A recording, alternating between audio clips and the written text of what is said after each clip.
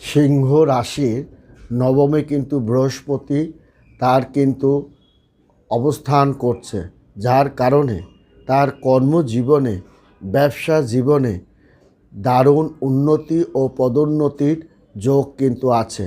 ঊর্ধ্বতন কর্মকর্তা তাকে কিন্তু অনেক আপনার কর্মের উপহার সে কিন্তু পাবে।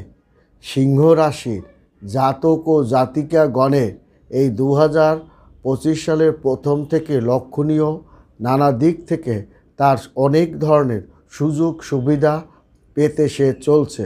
বৃহস্পতি নবম দিকে তার কিন্তু ষষ্ঠ ঘরে আপনার অবস্থান করার কারণে জাতক ও জাতিকাগণের আপনার সন্তানের প্রতি অর্থকরী আপনার খরচ হতে পারে।